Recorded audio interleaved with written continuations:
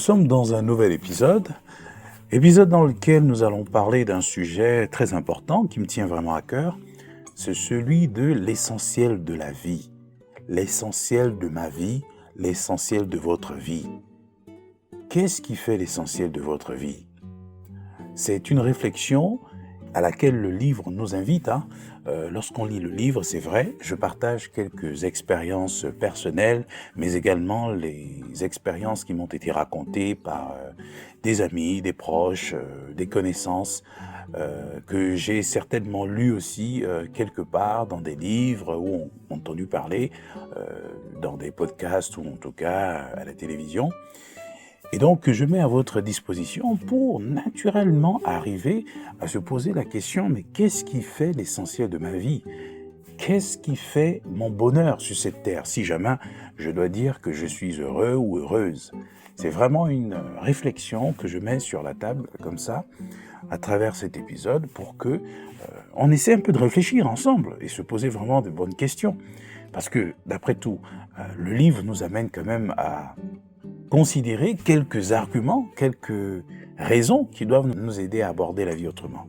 Et effectivement, on aborde la vie autrement dans la logique de l'aspiration au bonheur. Et nous avons compris que le bonheur est un droit que Dieu nous a donné.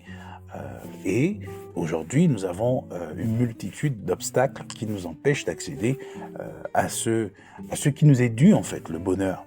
Donc Dieu veut que nous soyons heureux, mais malheureusement nous vivons dans une société qui rend l'accès à cet idéal de développement humain accessible. Et ça c'est très difficile plutôt.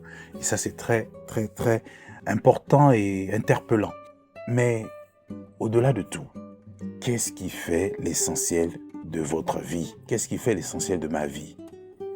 Les histoires qui sont racontées dans le livre n'ont pas pour objet l'exaltation de ma petite personne, bien entendu. Je suis sûr que si vous écoutez en tout cas le Vital Podcast depuis le début, si vous avez bien compris aussi la logique du livre, vous comprendrez aisément qu'il ne s'agit pas ici d'une mise en avant de ma personne.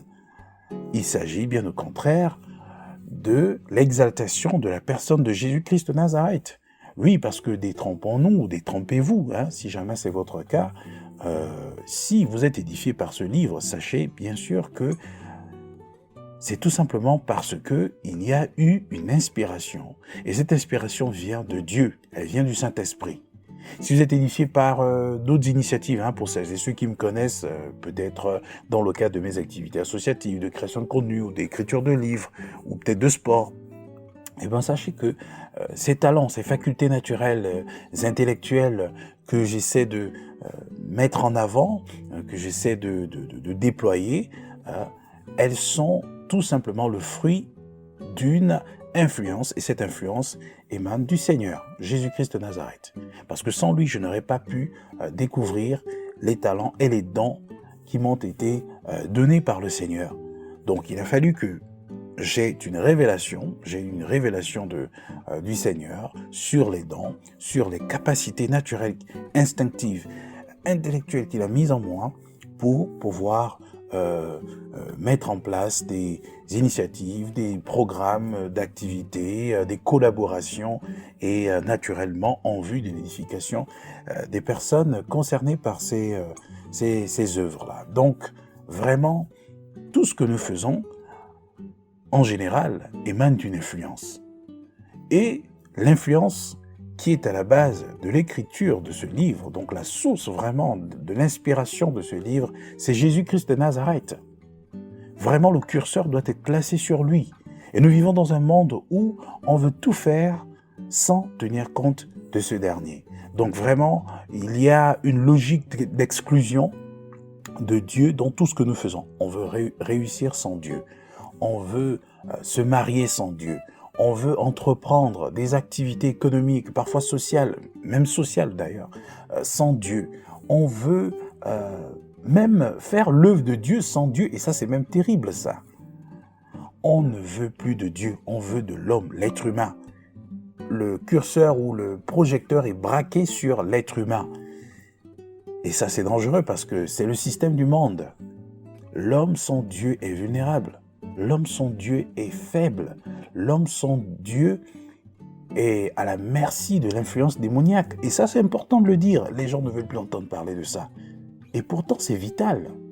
C'est vital de rappeler ces choses. Nous ne sommes pas des êtres humains qui sont limités à une opération, essentiellement braquée sur tout ce qui est terrestre, tout ce qui est physique, tout ce qui est palpable. Non, il y a quelque chose de spirituel qui constitue une bonne partie de notre être, sinon la partie la plus importante de notre être. Et il y a des faits qui l'illustrent. Nous avons des pensées que nous ne voyons pas, mais qui se matérialisent. Nous avons des projets que nous concevons dans l'esprit, mais que nous mettons en exergue ou que nous mettons en implémentation. Tout simplement parce que, au commencement, d'accord, tout était conçu par le Seigneur et il a créé par la parole. Donc, tout ce que nous faisons, c'est d'abord dans la sphère, ça prend, ça prend forme dans l'aspect spirituel, dans l'aspect intellectuel, dans l'aspect émotionnel, et après ça vient à exécution, donc dans la sphère physique, tangible, palpable et matérielle. Donc on ne peut pas omettre, d'accord, l'importance du spirituel dans ce que nous faisons. On ne peut pas écarter Dieu dans ce que nous faisons. C'est pas possible. C'est une corruption, c'est une séduction de la part de l'ennemi. Et c'est très important de le rappeler. Beaucoup de personnes ne veulent même plus croire en l'existence du spirituel. Tout simplement parce qu'on est dans un monde qui, dans les activités, la majeure partie des activités mondaines de ce monde, c'est ça, ont tendance à beaucoup plus mettre en avant nos émotions. Ce qui fait qu'on croit plus à ce qu'on voit, ce qu'on peut toucher. On croit plus à ce que Thomas a fait avec Jésus. C'est-à-dire qu'il ne peut croire que s'il voit. Mais ce qu'on doit vraiment avoir à l'esprit, c'est que tout cela est en contradiction avec un principe spirituel qui veut que l'on marche aussi par la foi. Ça ne veut pas dire que marcher par la foi sans les œuvres, une fois de plus, la foi sans les œuvres est morte. Mais on ne doit pas laisser les œuvres prendre le dessus sur la foi, tout comme on ne peut pas laisser la foi exclure les œuvres. Il doit y avoir un juste équilibre. Mais, au-delà de tout ça, qu'est-ce qui fait l'essentiel de votre vie? Est-ce le Seigneur ou votre personne? Qu'est-ce qui fait votre bonheur? Est-ce la possession des biens matériels, votre stature sociale, votre position dans la société, vos accomplissements? Tout ceci, moi je pense que ça constitue de petits ingrédients qui viennent assaisonner un peu le bonheur existentiel qui est en vous dès lors que vous savez exactement qui vous êtes, votre identité. Et l'identité réelle dont je parle, c'est celle qui nous est attribuée par le Seigneur. C'est celle qui nous est attribuée par notre Créateur, Dieu. Est-ce que nous réalisons que nous sommes des enfants de Dieu? Est-ce que nous réalisons que nous sommes héritiers de Dieu et co-héritiers de Christ? Est-ce que nous savons que lorsqu'on est en Christ, les choses anciennes sont passées, voici que toutes choses sont devenues nouvelles? Est-ce que nous savons que lorsqu'on est en Dieu, on est en Christ, on a la vie éternelle? N'est-ce pas une bonne nouvelle? C'est ce que nous devons réaliser. Qu'est-ce qui fait l'essentiel de ma vie? Qu'est-ce qui fait l'essentiel de ta vie? Qu'est-ce qui fait ton bonheur? Le bonheur, mais le vrai, c'est celui d'avoir le Seigneur. C'est celui d'avoir la vie éternelle. C'est celui de consulter Dieu, d'écouter Dieu et d'agir en fonction de ses instructions. Et de participer à sa gloire. Oui, c'est une gloire que de servir le Seigneur. C'est une gloire de se mettre à la disposition du Seigneur pour être cette lumière qui éclaire, qui apporte la vie.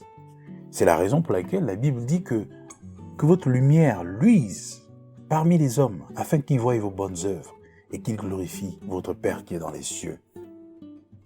C'est inscrit dans l'évangile de Matthieu. C'est très important. Il ne faudrait pas que notre joie de vivre, notre bonheur ait pour fondement les biens matériels et par conséquent tout ce qui relève de la vie terrestre. Ce que nous gagnerons à intégrer dans notre système de pensée, c'est de placer Jésus-Christ comme le fondement principal de notre vie.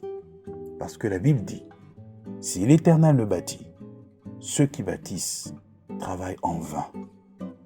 Il ne faudrait pas que l'investissement que vous aurez déployé tout au long de votre vie pour acquérir des biens matériels, pour acquérir une certaine position sociale, pour acquérir une certaine influence dans la société, vous éloigne de l'essentiel de la vie. Il ne faudrait pas que ces choses vous écartent du bon combat, de la course que vous êtes censé poursuivre. Oui, cette course, c'est la course vers le salut. Et la bonne nouvelle, c'est que le salut nous est gratuitement offert par la personne de Jésus-Christ de Nazareth. C'est une bonne nouvelle. C'est la raison pour laquelle, lorsqu'on réalise toutes ces choses, on se dit finalement, il faudrait que je m'arrête et que je reconsidère mes voies afin d'aborder ma vie, la mienne, sur une nouvelle base et donc autrement. Que Dieu vous bénisse.